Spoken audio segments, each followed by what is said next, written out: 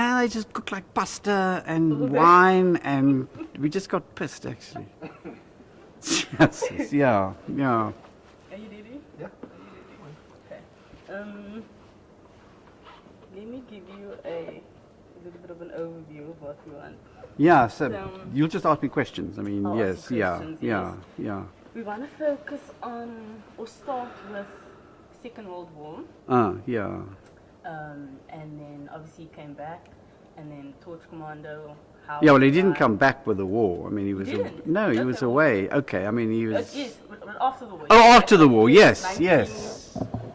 Yes, I mean, he went to Britain. I mean, you Yes. could say something about him going to Britain, Yes. and you know, yeah, yes. And then also, let me look at my notes actually. Why he had his claim to fame in World War II. So yeah. about he was accredited with 34 Yes, he was one of the big aircraft flying aces. Yes, yes. So you should mention that. Yeah. And then his nickname. Yeah. And then perhaps highlighting, because he did those things of flying. Right? Yes. In your own way, like perhaps highlight too, and lessons that like Yes, people like took never. from it back then Yeah, like or never now. never fly level 4. So I was trying to remember the rules now. I must remember. Let me just think. I need to think of Okay. two. Oh, me.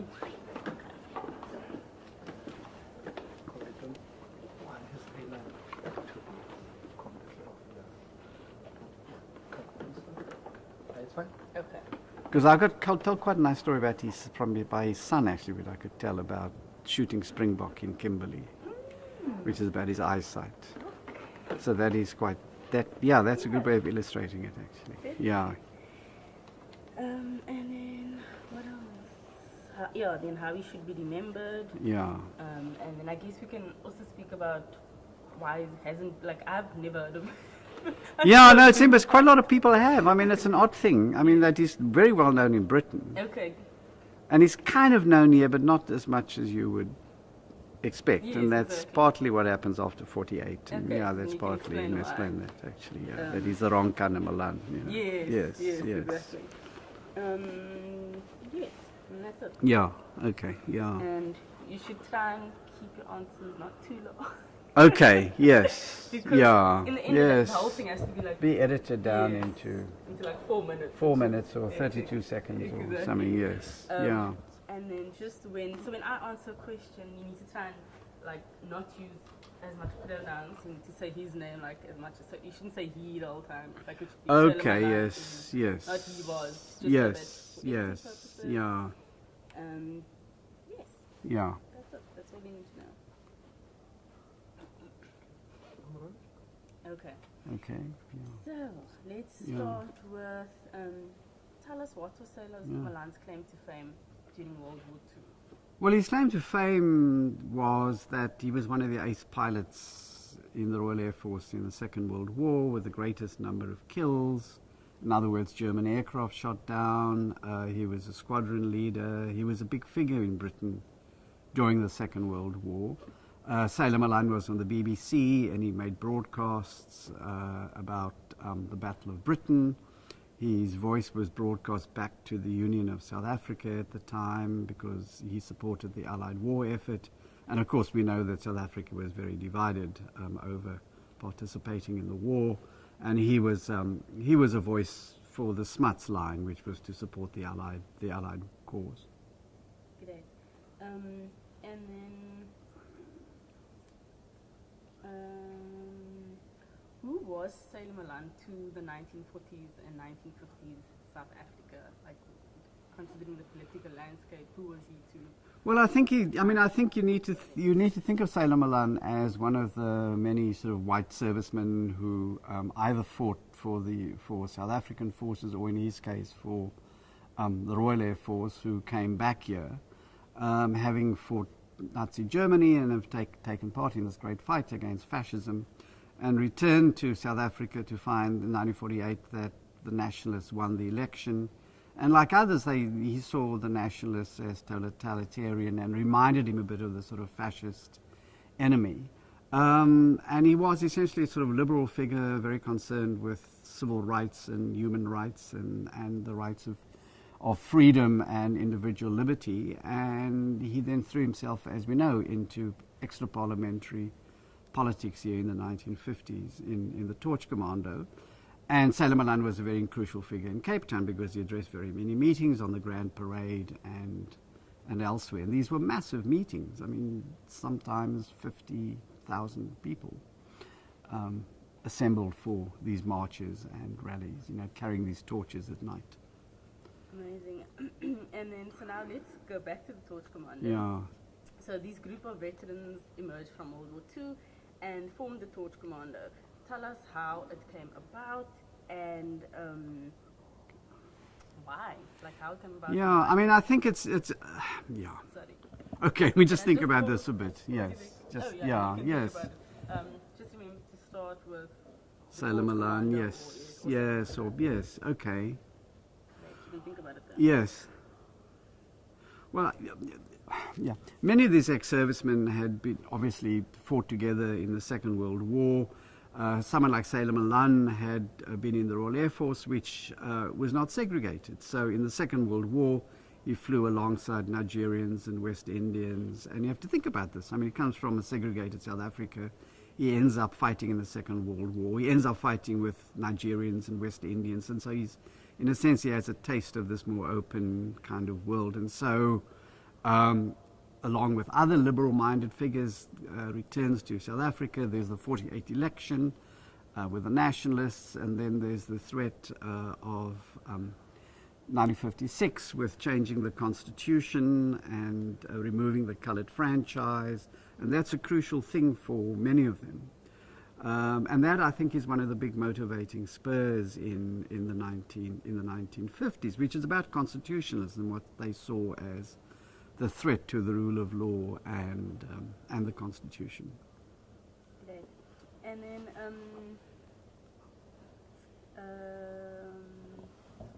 yes, can you speak a bit more about his actual role in the Torch Commando, and where did the name Torch Commando come from? Yeah. Well, the Torch Commando was about, illuminating, I mean, there are various stories about this, about sort of illuminating the darkness.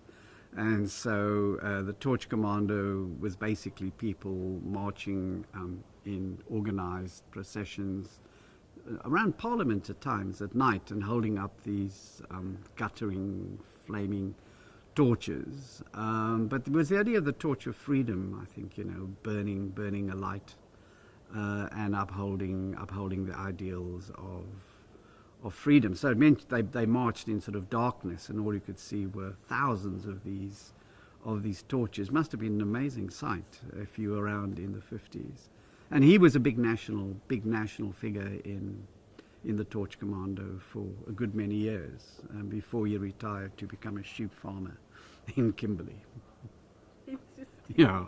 Then could we perhaps just get the last part of that? What you just said. But can you start with Sailor Malan was a large... Oh, yes, Yeah, yes. Yeah, okay, no, yes. Take two. Yes. So my question was, what was his role in the Torch Commando? So you can start with Yes, Sailor Malan's yes. role in the Torch Commando was... Okay. Burning. Well, Sailor Malan's role in the Torch Commando was as a sort of crucial national figure. And you have to think of the period. I mean, he was a very romantic individual, wearing his leather flying jacket and very dashing, big-built man. And was an orator. I mean, he addressed hundreds of rallies, not least in Cape Town, but in other cities as well. Traveled the country tirelessly for a number of years, mobilizing people to stand up against what was defined as the threat to the rule of law and the Constitution by the nationalist regime. Absolutely. And can you tell us a bit more about why he's not that well known in South Africa? Is it because of his role in the Torch Commando? Did the nationalists kind of try? Well, I'm tempted to say it's because he was never in the ANC. That's why he's been forgotten. No, I'm just being facetious. Okay. Don't put that on the screen. I think I mean, I think that there are some people now who see him as a sort of freedom fighter, and therefore, as if in some hidden way he, could be seen as one of the great freedom fighters. But I see much more as a sort of radical liberal figure who stood up for individual rights and human rights. And in a way, I think and for non-racialism. I think Malan stood for some form of non-racialism or multiracialism, which at the present time is not particularly fashionable, I think, or seems to be right now. Absolutely, I agree. And then, could you tell us where... And I think the other thing to say is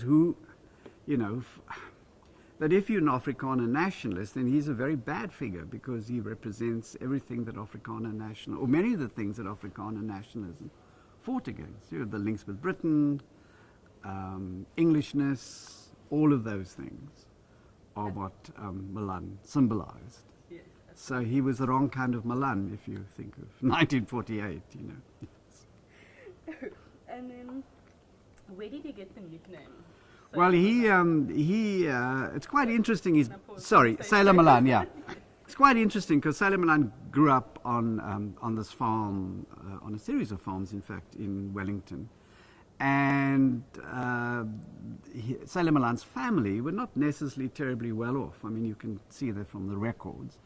And so he was sent to Simonstown, to the General Botha Naval Academy, to train as a sea cadet, which took a lot of sort of working class, less well-off white boys in that period. And then he basically became a sailor, became a merchant sailor, and that was what he did. He was on Union Castle ships, which, as we know, docked here and left from here in Cape Town for many years. And so he was a fully qualified sort of merchant Navy officer. And when he got into the Air Force, there was this strange thing about a sailor becoming a pilot, from the world of the sea to the world of the air. And that's a nickname he sort of acquired, sailor. Great. And then, could you highlight perhaps one or two of the rules of flying according to Sailor Malan and what these meant at the time? And I guess if there are any lessons that we can take from that, what are your thoughts? Well, I think he had like a lot of fighter pilots. Yes, Sailor Malan, like many fighter pilots, and he had this quality to an exceptional degree. He had incredibly good eyesight.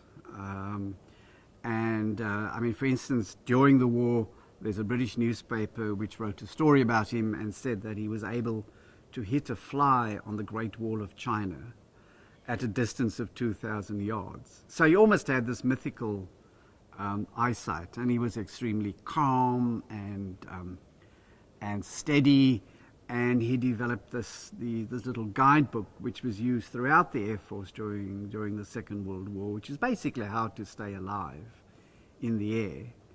And there are a number of rules. One of them is that never fly level for more than 10 seconds because someone might jump you from behind. In other words, always look up, always look down. So it's that sense of living in that world of constant danger. I mean, people around him were dying all the time. And then one of the great miracles is that he survived the war without any injuries. Wow, that is impressive. Yes. Well, yes, I think, yes. I think it's, I think what does he represent? Absolute commitment, absolute belief, sticking it out. Yeah, I think he represents all very many positive qualities.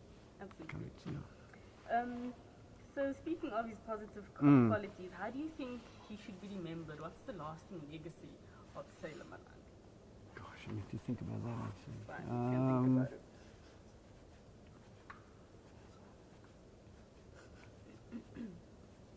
Obviously, like with regards to fighting in the war and then fighting, as this human rights activist. Yes.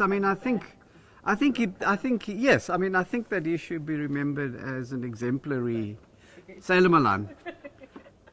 If you can use this term, human decency, it seems to me that that's what he embodied then and will always embody, a sense of human decency and justice and fair play. He was not a radical. He was not a revolutionary. He was not a Marxist or a socialist, but he believed in equality, in meritocracy, in people being treated on their individual basis. So I think he stands for those classic liberal values, and that's why he deserves to be remembered. He stood up for them, always. I agree. And then, in the context of today, what do you think are lessons that the youth can kind of take out of his life? Because as you said, like he didn't grow up that well off, but he went to the military, he established himself, he was always this fighter. He was so. What do you think? What are the lessons of the past that we can take? Don't go to university and study law. That's what I feel. Because I'm going to think, yeah. Sorry, category. I just want to make sure my focus is far. No, sure.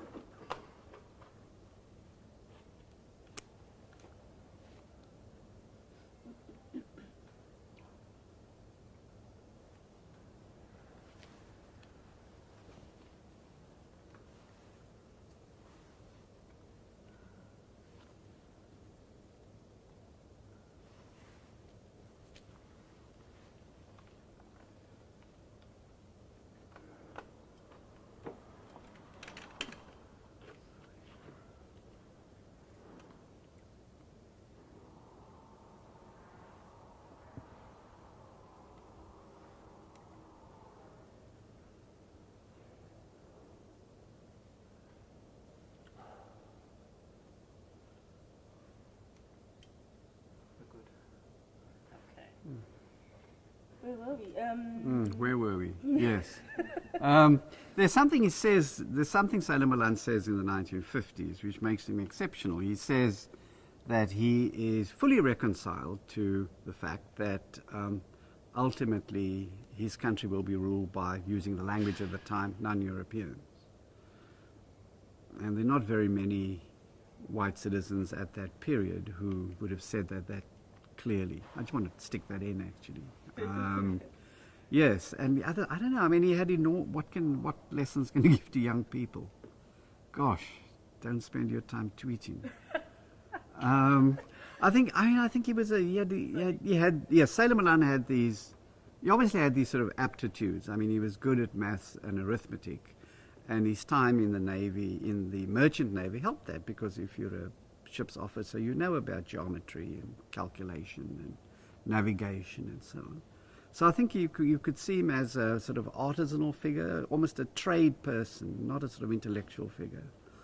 And he just got on with life right to the very end. I mean, he got Parkinson's disease and died incredibly young, at the age of 53, which is very young to get that terrible disease, but remained a sort of brave, resilient, dogged figure to the very end. He was like no nonsense, that's the thing about him. No fuss, no nonsense. Everyone says that about him. The memories of him in the Royal Air Force in the 1950s was always about Sailor Malan would come out and give the air crew, the mechanics, ice creams. He would buy himself an ice cream and he would buy them ice creams. In the Torch Commander, he was absolutely egalitarian, equal with the others who were in the top structure of the Torch Commander. So I think he was a democratic figure. That's why he should be remembered. Absolutely. Thank you. That's a wrap.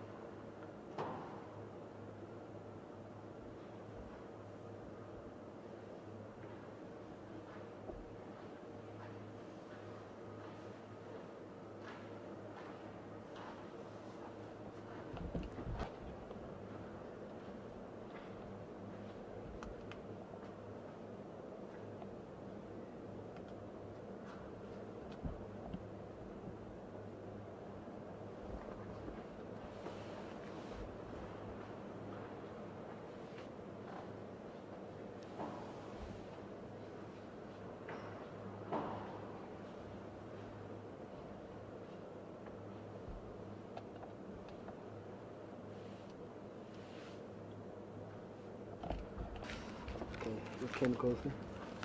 Um,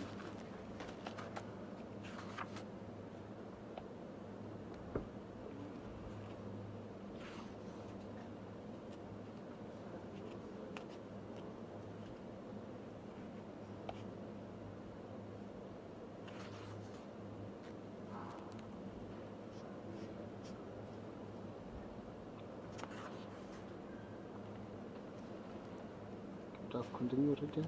okay. Continue page. Reading, no, reading. Oh, reading. Okay. Yes.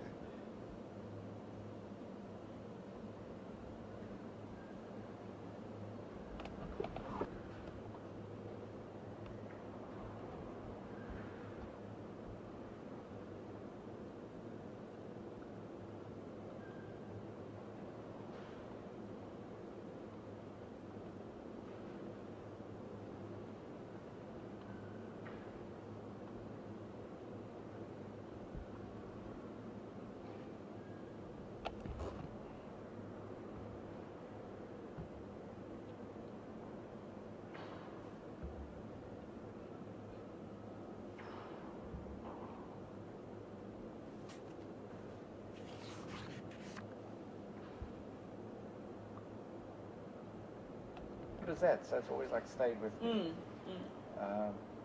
And then I started working on his life in 2008. And then there was that Groot Wilcox Braai, remember in the building? Yes, Yeah, so I they actually used got to- footage from what's his name? Who was the head of the department at the time? Albert?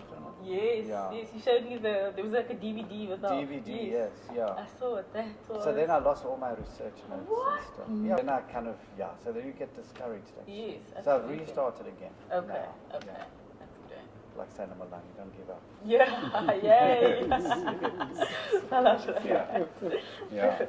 Oh, that's tragic. Yeah. Okay, because there's still some whatever. But if you pull out the plug, Then it's everything's just that's yeah. it, the file's added. It's gone.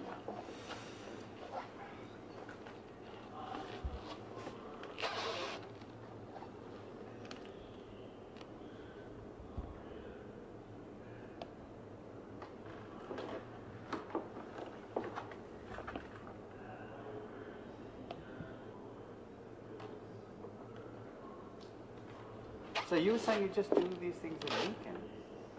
So what do you do during the week? I work for an NPO. actually. An NPO, what's that? Yes, not for profit. Oh, not for profit, sorry. Oh, Yes. like NGO. Yes, yeah, NGO. So what's that? It is Catholic Welfare and Development. It's in Ah. Point. Yeah, yeah. One of my ex-honors students, Zaira Grimwood, she was like did honors in. Let me think now. Not I that think long she. ago. I remember she was in my year.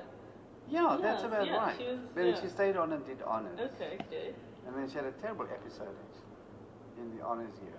Mhm. Where, the house was broken into. Somewhere off 3rd Street, and she was assaulted, horrible actually. But so she's been working for someplace in OBS. Okay. Our Vote Counts or one of Oh, those. sort of okay, things, okay. One of those. So I miss the coffee and the food and stuff. Yeah. Yeah. Taste bud. Yeah, do miss that.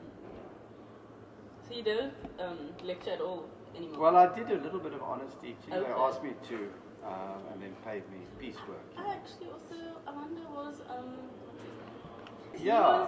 he did journalism the year I did. Oh, But he had okay. already done his history. Oh yeah, he postgrad done things. history, done yeah. Yes. No, that's right. He did an MA as supervisor Mm. on Graaf René. Yeah, that's where he's from. His He's from parents, Graaf. yeah. His parents Yeah. still live on a farm It's there. a sort of. Huisgenoot.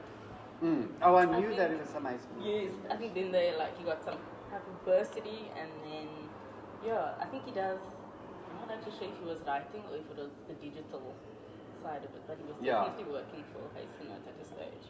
Yes, I remember in 3rd year that he was friendly with a girl called Adri, like with her feet like around his neck. or Wow! something. But she was like, so it was full cut like, anyway, but she was nice. Now, then she went off to teach, inevitably, English. Okay. Korea, I don't know what's happened to her. Mm. But she was a lot of fun, yeah. Yeah.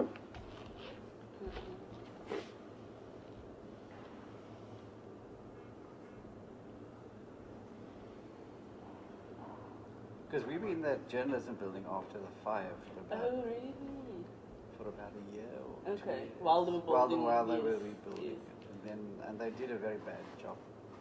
Cheap job of rebuilding it. Really? Yeah, Was it just really like they just crappy. had to like get something up quickly? Was it that type I of? don't know, they took them.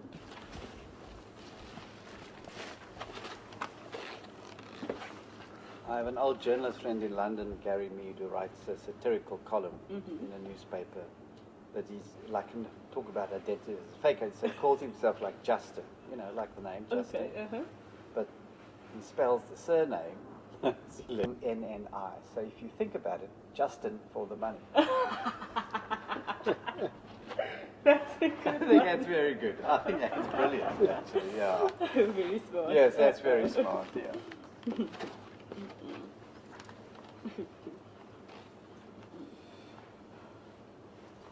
So when will all this be finished?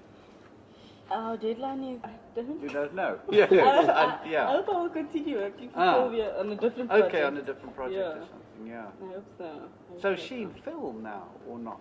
Or Yes, at the moment she's actually doing a project for BRICS on Nelson Mandela's centenary. So that's because I wasn't actually initially on this project, so I took over like midway because she's now between shooting in Joburg and yes, Cape Town. okay, yeah, So yeah.